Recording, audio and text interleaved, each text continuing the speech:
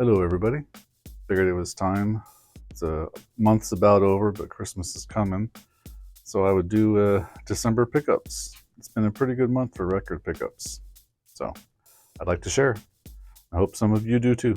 I'd like to see what you guys pick up. Now, this first one is supposed to be here a couple months ago. Complete works of Syd Barrett from the Third Man Record Vault Club, and this was 2 months late, but it is beautiful and it sounds great. It's got the bonus 7-inch with David Gilmour covering 2 songs of Syd's, and it comes pre-seam split there on there, whatever. And here's the Barrett self-titled Madcap Laughs and Opal. Great looking box, sturdy box. Now, I don't care what anybody says, Third Man Records does it right every single time. Glad to have this finally.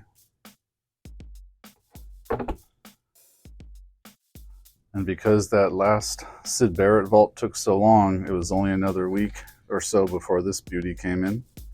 This is the new Third Man Records vault. This is live in Las Vegas, 2003. It's a repress of a record that they released in, I think, only a quantity of 100, basically to everybody who attended the show. And it's been a concert I've had for a long time in various formats, and I'm really, really looking forward to playing this one. This just came yesterday. And as is so often the case, the bonus materials with the Third Man Vault are just simply incredible. There's the patch.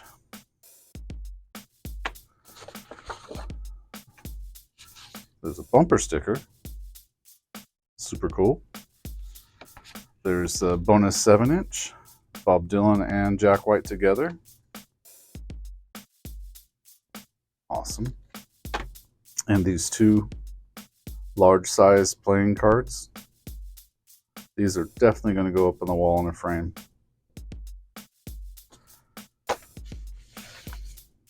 Yeah, this one is gorgeous.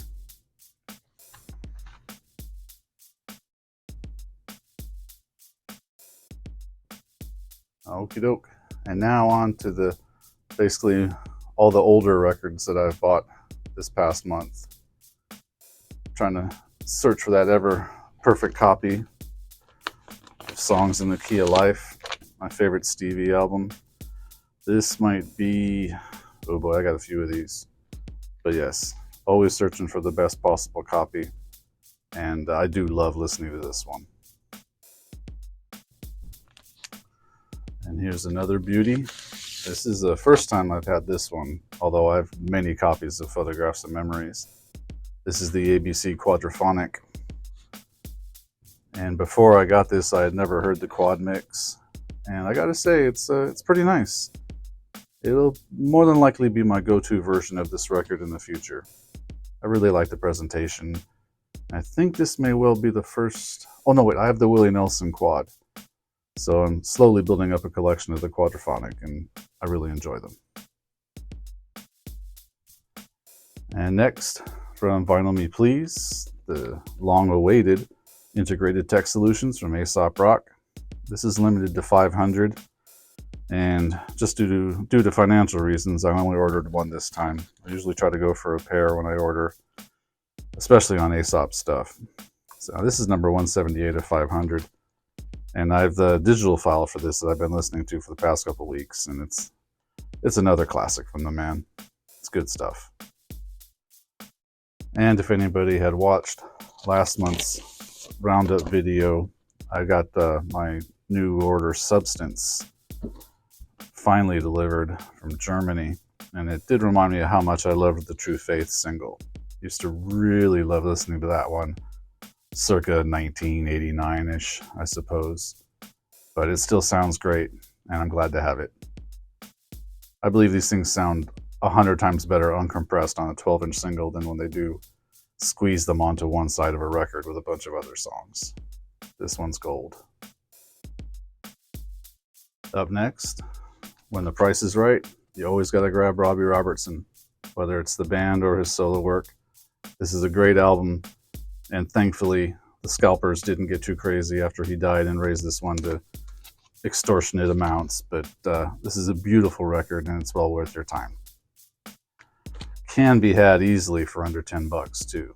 And the all-star cast that is on this is too much to list right now, so it would behoove you to look it up. It's worth your time.